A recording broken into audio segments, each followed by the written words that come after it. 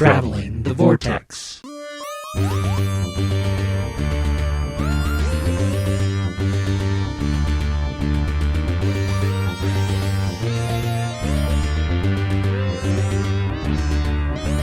We join the Valeyard as he travels the Vortex and arrive at episode 483, where we're free of that appalling dress sense. I'm Keith. I'm Sean. I'm Glenn. How are you guys? Pretty good. How are you? You always ask us how we are. We never ask you how you're doing. How are you doing, I'm doing Keith? better. Our whole family came down with the stomach flu over the weekend. No. So we spent most of yesterday still recovering, and today we're coming on the other side of it. I'm pretty much all better, except my stomach's still a little uneasy. Gemma is a lot better today, but still a little tired. Sarah is not as well as the rest of us, but she got hit with it last. And then Liam, I don't know what's going on with him. He was very fussy all day. I think he's done with the stomach flu and is now back to teething. Oh, no. Because he was feeling fine yesterday. He's still got another year or so of that anyway. He's got 10 teeth now, so. Does he? Wow. Won't be long until he's getting his 2-year molars. Well, I'm glad everybody's feeling a little better now. Yeah. I just discovered her first loose tooth. Ooh. So that's a big deal in our household at the moment. Did you guys do anything fun? Other than install a new operating system on my computer and cross my fingers that everything was going to work tonight. No, other than that. That doesn't sound like fun either. No, it wasn't. It was kind of a mess, but everything worked out all right in the long run. I just didn't get my taxes done yet. That's what started the whole ball rolling. We need to get our taxes submitted to make sure we get Liam on there so we can get the next round of stimulus for him. Yeah, there you go. I didn't do anything. I was just trying to think. Did I do anything fun this weekend? I watched a really terrible Super Bowl, but other than that. Yeah. And a very strange halftime performance. Yeah. Yeah. Which, I mean, I like the artist. I wasn't too surprised. I thought this was very technically proficient. And, I like his music all right. That new song is still quite the earworm. But I didn't know much about him. But watching this was kind of like, You're just going to go in there with all those guys with the face bandages, huh? Okay. So somewhere Stephen Moffat was watching, and he got real excited. He was like, ooh. I read somewhere there's a reason behind that, but I didn't invest myself too much into finding out any more than that there was a reason behind it. Yeah, I don't remember now. I read that, and I don't remember now what it was. Must not have made too big an impression. I watched the game, but I did not watch the halftime show. But I think it's because we were trying to get my parents. They brought their TV from downstairs upstairs. So I went over to their house to watch the game with them, and they brought their one TV up from downstairs, and they brought the sound bar up, but Dad couldn't remember how to hook the sound system up. So we watched the first half of the game without the sound system, and then at halftime I decided to hook the sound system up for him. So that took me the whole halftime, and so I missed the entire performance. Well, the nice thing about these days is it's on YouTube. Yeah, that's true. Because we missed the halftime performance too because we went to bed. I doubt I'll go back and ever watch it. To be honest with you, I like a few of his songs, but I only know a couple of his songs. Yeah. I finished Ready Player 2. Oh yeah, you were going to give us the full review this week. It's good. I don't think it quite hits the heights of the first book for me, but I think it's a better character-driven story this time as opposed to a gimmick-driven story, which the last one arguably is a lot more of. And the gimmicks are still there. They just didn't hit the buttons for me like the gimmicks did the first time. Mm-hmm. So it's kind of a trade-off where the fun of, oh yeah, I remember that, and this, and this isn't as prevalent in the second book, but the story, I think, overall is a better story. Oh, good. Like I say, I give it a 4.5 stars, but I can't do that on Goodreads. So. Yeah, I know. That's kind of frustrating because I think that sometimes I'll have those increments of, well, it's not quite a 5, but it's not exactly a 4. It's on my long list of things to get rid. Yeah. Eventually. Someday. Well, should we talk about the news? First up in news, Candy Jar has a book coming out called Clack, the Doctor Who art of Chris Achelios, which I think we've mentioned were coming in the past, but now we have more details on it. Yeah, the book got delayed because of the pandemic, so we knew this was coming a while back. It's a book that covers the official Target novelization covers from the 1970s that Chris Achelios had painted for Doctor Who, and it shows his style and things. And in fact, the new novelizations are emulating, the artists that are doing those are emulating his work. I had originally thought maybe he was doing them, but I went back and did some investigations, and it's the people taking inspiration from his work. But I think he's one of the most well-known and most well-regarded. So Candy Jar has put together this book that features those covers and has some commentary. I think the intro to the book, I think Peter Capaldi, I think I saw, has a small contribution, and the foreword is by Terrence Dick, the late Terrence Dicks. It also features 4 brand new covers by Chris and contributions from John Colshaw, Gary Russell, Colin Howard, David Howe, Sean Russell, and lots of other fans. So, and if you pre-ordered the book, I believe the first batch is out and coming, but because of the COVID-19 restrictions and paper shortage and manpower issues, they were only able to do about 50% of the hardback copies. So those are out, and then a second batch will be coming out, I think, in May. Yes, in May. So anybody that's waiting on those, they're on their way. And anybody else that still wants one, you can still order these. Looks to be a good book. It does look to be a good book. Previews are gorgeous. Yeah. Yeah. I like the And title. of course, I love the title. Clack. You know where that comes from, don't you? it's familiar, but not exactly ringing a bell. If you could picture in your mind Doctor Who and the dinosaur invasion, the cover of that has a pterodactyl that appears to be attacking the third Doctor, and the noise that it's make, it's they call that an onomatopoeia. It's clack, and that's how it's spelled out. And I think that's always been kind of a thing that fans have always pointed out, thought was funny, and I think that's where that comes from. It's in that font face and everything. Nice. Of course, looking at the previews is just a great big, wow, I wish I hadn't gotten rid of my novelizations. Well, I don't know about you, but mine, not all of mine, but the ones that I did have, the covers were different here because they had it wasn't Target releasing them here. They were the same books, but it was another company that released a bunch of them here, and my covers were completely different. I can't remember the name of the company, but Yeah, I seem to remember that when I first found them at the local comic book shop, they were Target, but then I saw them other places that were not. well, I think some comic book stores here got imports, and so you would have got the UK covers, but Well, then we got a Target store, and I was super excited because it was like, oh, it's the company that does the Doctor Who books. And no, it wasn't. Pinnacle Books is who published a lot of the ones here. That makes sense. They did I'm thinking of Panini. Never mind. Pinnacle, Panini, too many P's. Tomato. Yeah, no. What else do we have in news? Well, speaking of Candy Jar, they have announced the next book in the series of Lethbridge Stewart novels, the second novel in the 8th series, to be precise, Fear Frequency by George Ivanoff. So, series 8 is Lethbridge Stewart year 2. We're finally into the second year. Finally into the second year. Got there the long way around. Yes, the very long way around. Fear Frequency is the first Lethbridge Stewart novel written by a popular Australian author, George Ivanoff, who previously wrote a short story for the Laughing Gnome anthology. And if you go online, there's a blurb you can read. It's kind of exciting that they're returning back to the core timeline. Yeah, I would agree. Moving ever forward to Unit. I would agree. It was kind of neat to do the Step Away and the Laughing Gnome stuff, which we do plan to finish up that series. But yeah, it'll be nice to see him go back to some of the core issues at hand. Cool. What else?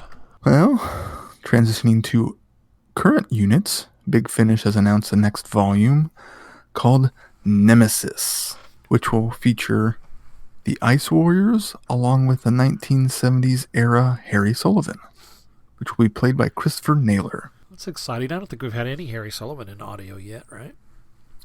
I'm not sure if we have. I'd have to look it up. I don't believe we have. We personally haven't. Well, no, we for sure haven't, because I don't recall any. But I didn't know if Big Finish had done anything with Harry Sullivan. That'll be cool. I'm kind of glad. The producers of this call Unit Nemesis as like Unit's version of the Avengers Assemble, Marvel's Avengers. So it's kind of a conglomeration of, I think, a lot of the Unit stories that have happened so far, and it's going to lay the groundwork for all the Unit stories going forward. So it's a big tentpole thing. Okay, sort of bridging the gap between the eras. It looks like it. That's neat. We can't jump into that one right away, is what you're telling me. No, we gotta step through. Rats. What else? And they've announced details on The Last Centurion, Rory Williams audio stories. This first volume will be 3 stories jumping through time as he's trying to find the Pandorica because he's lost it. Yeah, I did. I think they announced that they had Arthur Darvill for The Last Centurion, but we didn't have any details about it now. So now there's all sorts of details coming out. Yeah, I did like the blurb. Legend tells of the lone centurion, a mysterious figure dressed as a Roman soldier who stood guard over the Pandorica, warning of those who would attempt to open it. A constant warrior whose story appeared in the folk history of a dozen civilizations. Only he seems to have misplaced it.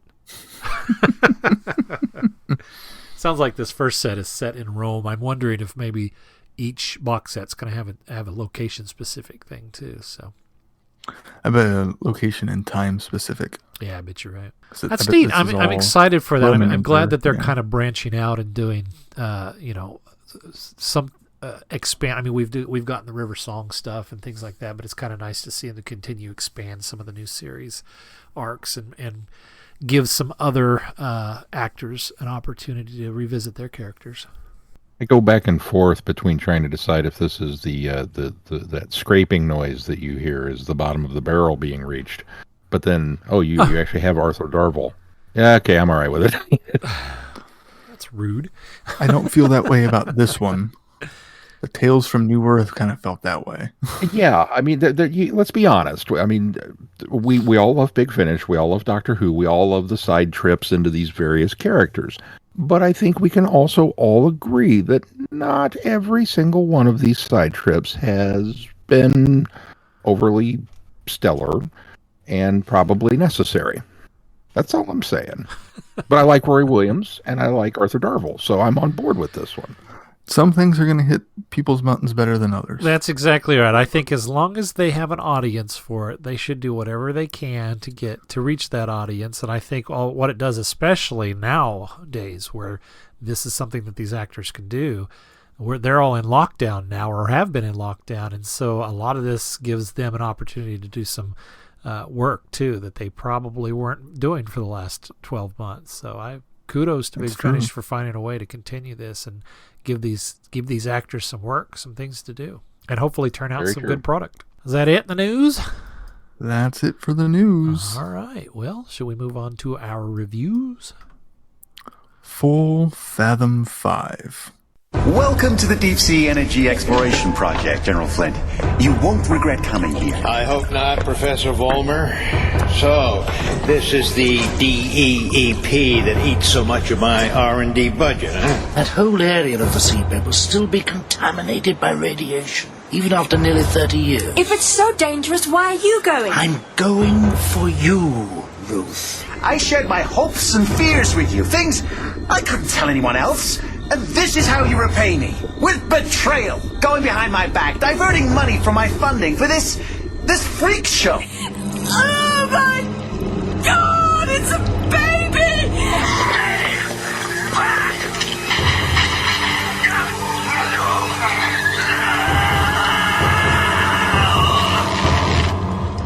What is this place? It's a horror show. An exhibition of atrocities, all in the name of science. Oh, you're not going to the seabed in that rust bucket, are you? Hey! My Neptune is the fastest commercial mini-sub on this coast. The Neptune. How original. Wouldn't the Titanic be more appropriate? Have you ever thought of taking up smuggling, Doctor? If I told you, I'd have to kill you. Who the hell are you? Smith. Dr. John Smith. But everyone just calls me the Doctor. I've come to save the day.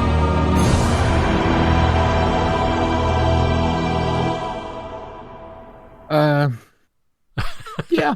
We always wait for Sean to rate it. You really shouldn't do that. Well, I'll start off this week. I really like this audio. I like that it gives us a real different spin on the Doctor as it touts through much of the story. You know, the means justifying the ends. And the question about actually what it does really well is it makes us realize what the Doctor could be if he weren't railed in by either himself or the companions he travels with.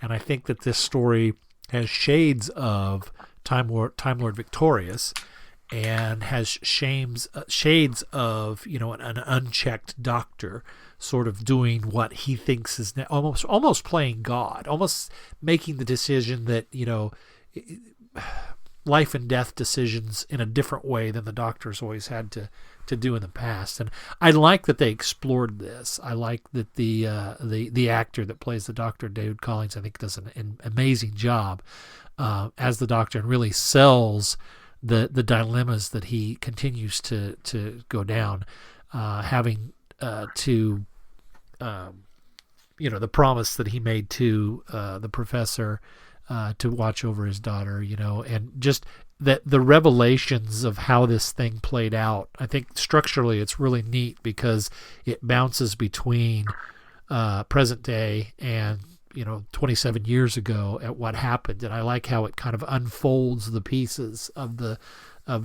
mystery, or unfolds the pieces of the story as we go along. And I think it's structurally, I think it's done really, really well. This one, I think, it's a solid story too. Yeah, this is the first one too that I think is unlike the two previous stories. It's kind of ambiguous where this Doctor fits in any sort of continuity as far as a not continuity, but in line of, you know, regenerations of Doctors. Other than the end. Well, no, we don't even know that. It's implied that that was the last regeneration that got to experience much of anything. Well, yeah. No, I see what you're saying. Yes. The way it's implied is we don't know how many times we have no Yeah. idea how many, which I like that they left it ambiguous of how many more she had to shoot and kill. Yeah. What an ending, too. It was really good. Yeah, as Keith said, it's an amazing story. I think it's really enjoyable. It's not one that I could revisit. It's not a Doctor Who. It's not a Doctor that I am comfortable having a range of stories with. But I think as a one-off story, it's done really well. Yeah, it's unlike the other two where it was, what if the Doctor didn't do this? Or what if the Doctor did this instead? Or what if this happened? This is more, what if the Doctor has a different moral code? Yeah. And so it prevents a completely different story. And while it's a very good and interesting story, it's not as much fun to listen to. Yeah. It's a bit That uncomfortable sums at it up times. perfectly. Yeah, it's a very thought through, very well solid story. It's just, you know, ooh, that's not my Doctor. Ooh, what's he doing? No, that's not how the Doctor is. It's just one of those sort of situations. Yeah. He's almost more master-like than Doctor-like. Yeah, very much so. It's very much a because of the flip, and you realize kind of how narrow the gray area is within the Doctor's moral code, that this is right and this is wrong. And we've kind of always accepted that on faith with any version of the Doctor, and presenting a story where, no, this is okay now, where, you know, have I that right? Yeah, you do, because it's for the greater good. and not needing the cheerleading from the sidelines. Yeah. It's such a very strikingly different approach for the Doctor. And it's a sucker punch because you kind of get lulled into it. We're told right up front that, that's the tagline. What if the ends justify the means? And then that becomes this recurring theme. And once you find out the first incident and, okay, we're going to go there with it, then all of a sudden you've lost your footing because this Doctor it's the Doctor, right? But it's not. And now you don't know if you can trust him, and you don't know if you should root for him. Well, and you don't know. To be fair, it's the Doctor. It's just not the Doctor we know in the Prime Universe. Very true. Very true. So it becomes such a different animal that as the story progresses and gets darker, that, and his motivations for doing things are still guided by that principle of, well, it's for the greater good, which I don't know that I disagree with the thought process behind that, but I definitely don't know that I agree with the the methods of how to reach that. Now, in fairness, I could very easily see several Doctors kind of towing that line. Yeah. But I also think especially now, in many situations, the actual decision-making is taken out of their hands because of the circumstances of the story. Yes. The writers will frequently kill somebody off, or the mutation has gone too far and then it dies, or whatever the contrivance of the television episode in particular happened to be, the Doctor never really has to face that decision. Yeah. Not very frequently, anyway. Right. And a lot of times it winds up becoming a Deus Ex Machina to get out of it. Right. So it's a very interesting character study to kind of take, even though, again, they let us know right up front, this isn't your Doctor. Right. But the minute somebody walks into the room and says, well, I'm the Doctor, I'm on board with it going, okay, what are we going to do today, Doc? I mean, I just kind of, that's how this thing works. And so to take that and twist it like this, yeah, well, also, it really is a fascinating story. But like he said, I didn't find it terribly enjoyable to listen to. Well, and I think it's well suited as the third story in this series because we get comfortable with a alternate universe Doctor for the first stories, but he's still inherently shades of the Doctor we know, and so we go into this really comfortable and familiar in a way, only to be kind of blindsided by the style of story, the style of character that's developed here, which I thought was neat. Yeah, very much so. And as you said, it's structurally so well put together that you get the little pieces here and there and the flipping back and forth. And a lot of times I'm annoyed by that, but for some reason the way the mystery elements were played out here, it really worked for confines of the story. Well, and sometimes when I get frustrated by it is when it's not done well, and this is done well and is very clear when we're going back and forth to and from, and when the transition's happening. Yeah. It's when you don't know those transitions and you're trying to find your footing of what are they talking about is when it gets when it's not done well. And they did it perfectly with sound effects to transition back and forth and making it clear when we are. Well, there's a certain amount of timing too in it. They don't spend too much time in either era, and I think that's what makes it work too, because you kind of start to sense when we're going to shift into the storytelling from the past and then back to the storytelling of the future. So I think pacing wise, it's done really well. Yeah, I would agree.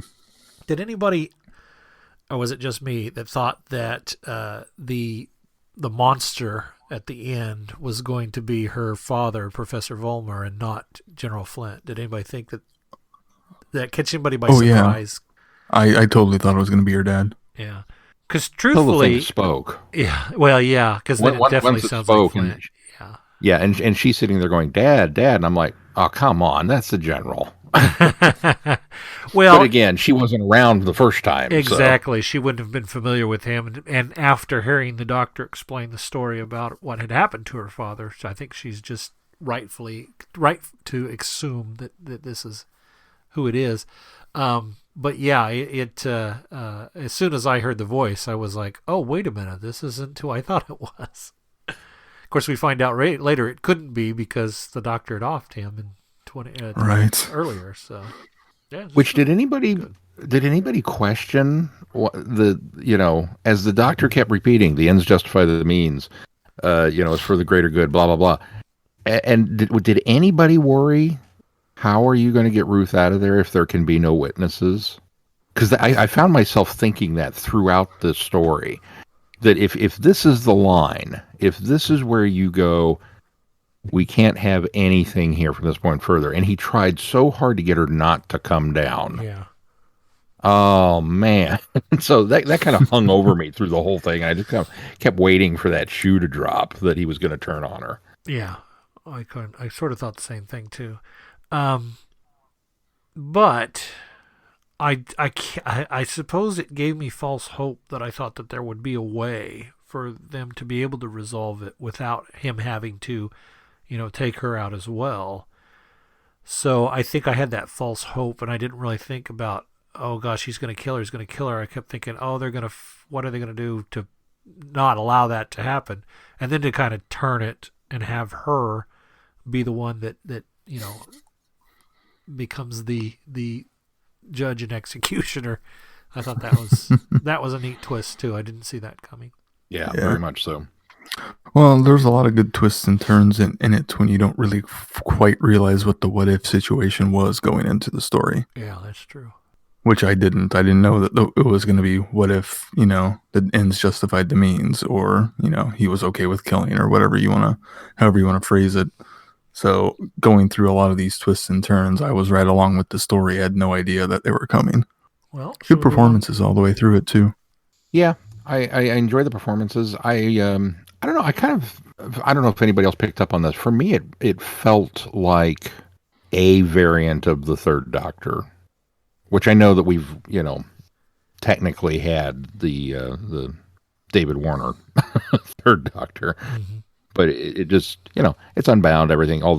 Nothing says these are canonical in any way, shape, or form with each other. So, but just the way that the cadence and the rhythm of the actor's speech, the way he delivered lines, the fact that we were on Earth with this undersea thing, I kind of actually thought maybe the Sea Devils would show up at some point, because it just had that kind of vibe to it. And then specifically the bit about, the TARDIS has been down here for 30 years. Yeah. And that he's been stuck. I thought, oh, okay, so we're kind of doing the Stranded on Earth Doctor. Yeah, I don't know if anybody else felt that way. Yeah, I think I did, and mostly on hindsight. But I think also what leads to it is the fact that he's been sort of watching over her, and sort of has an older uncle or a fatherly or father figure, which I kind of feel Pertwee's Doctor sort of had an air about him of the same, so I can see where that would be another parallel.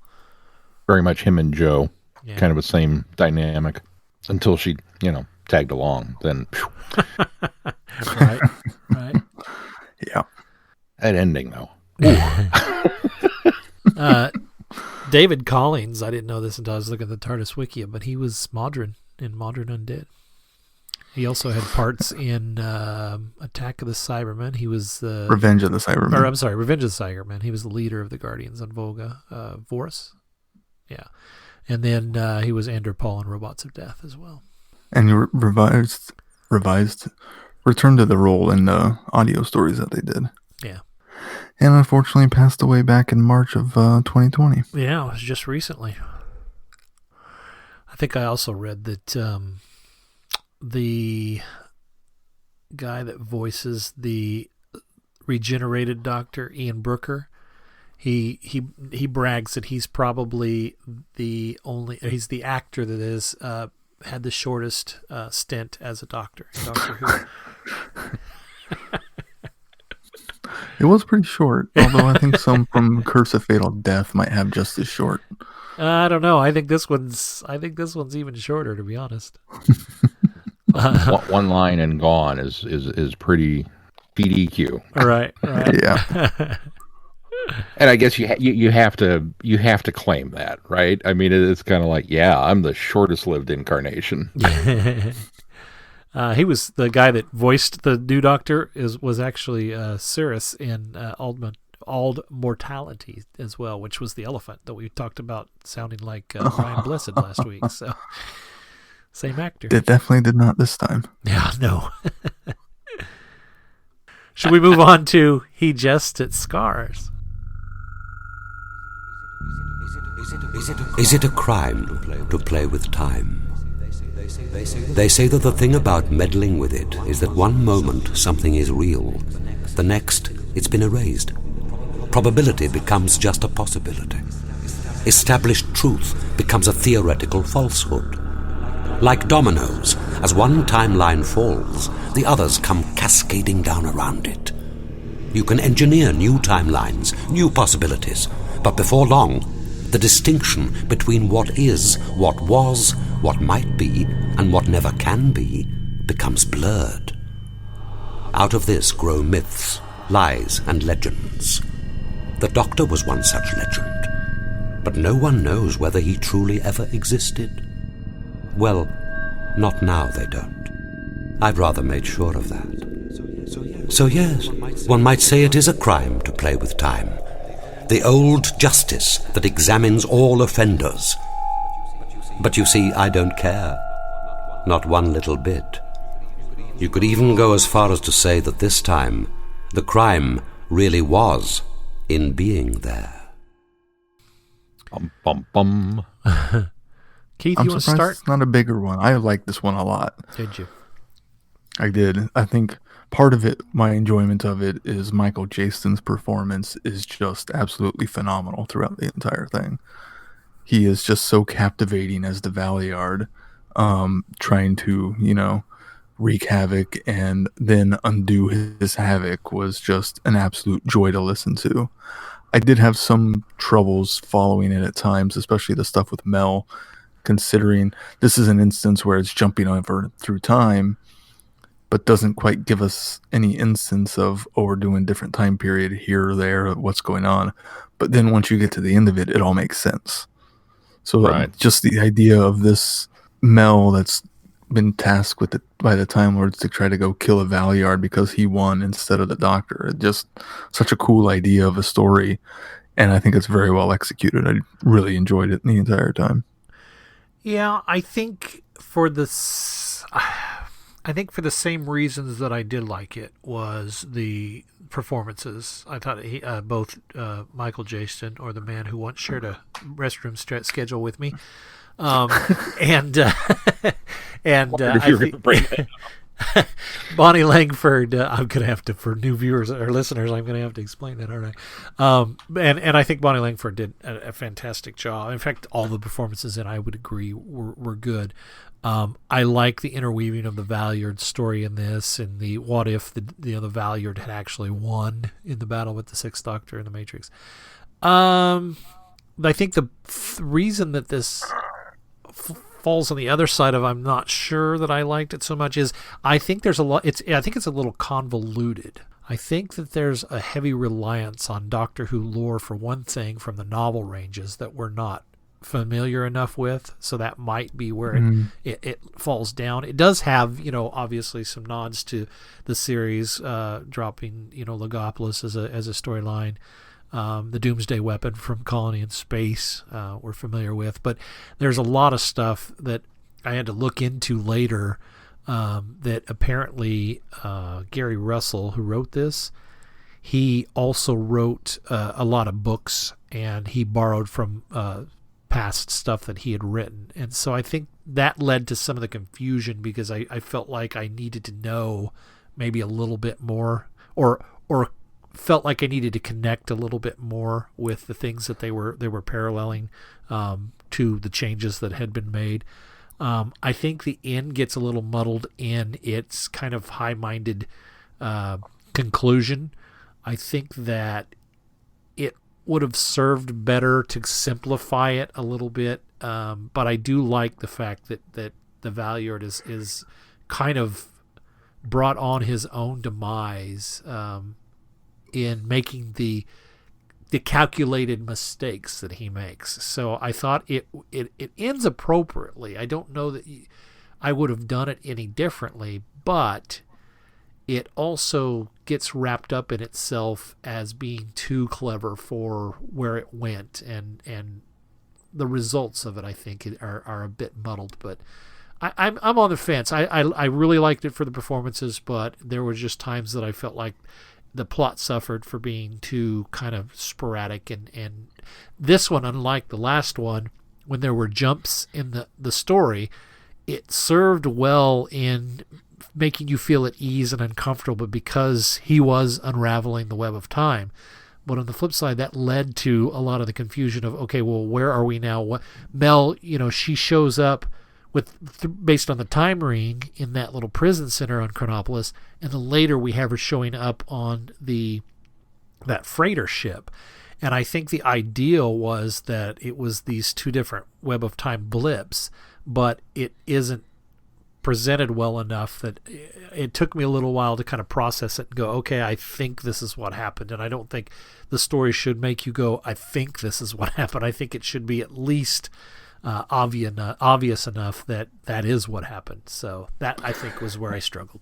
Yeah, I struggled with a lot of that too. And it might wind up being one of those stories where you have to go back and listen to it again to fully, catch everything and understand how all the pieces fit together. Yeah. I think it is one of the ones that I wouldn't mind going back and reading the source material from Gary Russell's previous stories, and then re-listen to this so that I do feel like I have more of that connection. The other thing that bothered me too is Ellie, she keeps calling him the doctor mistakenly, and him correcting her that he's the Valeyard, he's no longer the doctor.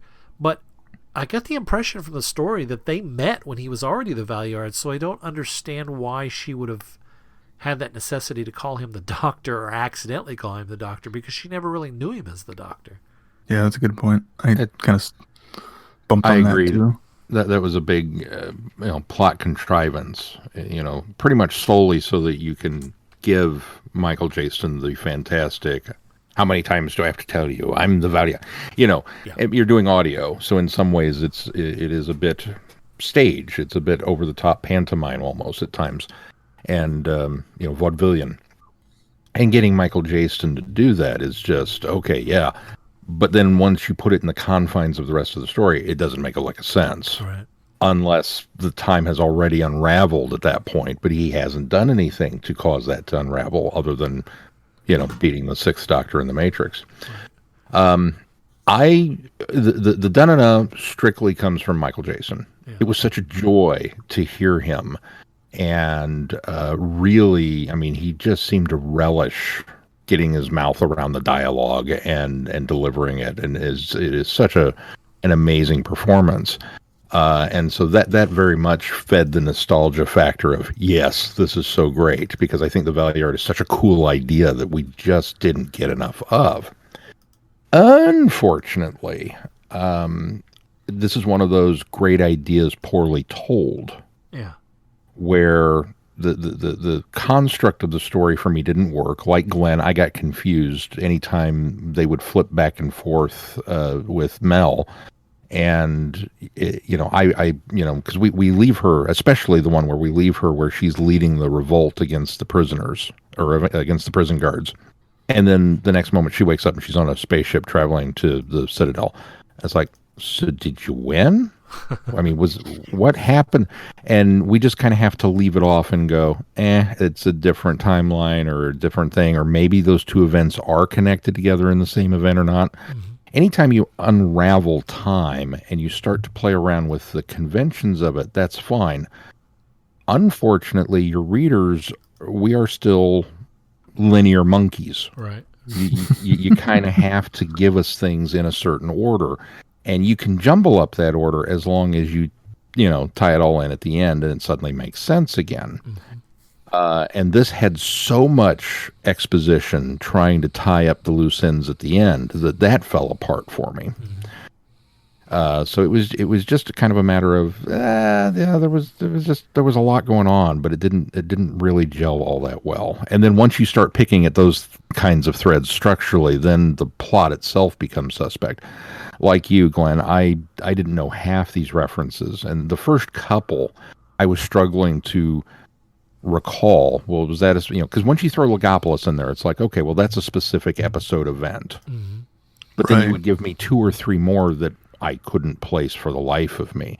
So I either have to assume that you're borrowing them from something else that I'm just not familiar with and kind of write off that exercise of, I'm not going to get the fan moment because it's not something I recognize, or you're making something up now, which is kind of where I fell. It's like, well, if it's from somewhere, great. If not, oh, well, it's an adventure they had once upon a time. And that's kind of where everything else, laid down for me. Yeah. And if it's just a dropped name here or there or a planet or something like that, okay. But if you kind of work some of those events into the thread of the story where they do become slightly more important, well, okay, now there's another cog in the wheel that just doesn't spin right. Mm-hmm. So, yeah, both, like I said, both Bonnie Langford and Michael Jayston, fantastic. That was cool. That was a lot of fun to have that, because I went into this one blind. I had no idea. Actually, the last 2, I didn't really know anything about what they were actually about. I was just, it's a different Doctor. Okay, go. It's Unbound indeed. Okay, cool. And again, you want to talk dark. I'm going to stab my companion. I'm going to blow up this planet. I'm going to do that. Although he, I don't know, was I the only one that felt that he really was not a very efficient bad guy? He Once wasn't. You start to cause your own demise. Well, that's just it. He devolves. He starts out as this really kind of. It does start out as a very powerful villain, but he devolves into a risky gambler by the end, and that I think I didn't like as well, because. While I think, again, I don't know how I would have done it any different, because I think the story drives to where it needs to go, but it does. It's like I kept thinking, well, that you should know better than this, especially if you have any of the recall knowledge of your previous selves. You should know that there's going to be a lot of these fixed points that and crossing your own timeline is going to be very detrimental. I will be the most powerful being in the universe. Wait, have you been on this planet before? Why can't I remember things? Dude, you suck. Yeah. His performance at the very end when he's cowering in his TARDIS, though, just that turn was so phenomenal. Yeah. He handles every range of that character that's given to him really well. Really, really well. I guess Ellie Martin, his de facto companion in this, the character in the Prime universe is featured in Big Finish's Sarah Jane Smith audios. So we'll be reintroduced to her at some point. Yeah, it was good, but yeah, no, I'm with you. I'm glad I listened to it, and I'm listening with Keith too on the idea that I think revisiting it down the line, but especially too. Yeah, especially when there's more, when I've got more background on the things that it references, I think it'll be a lot more enjoyable. Anything else on this one? All right, Sean, well, what do we got coming up on the schedule?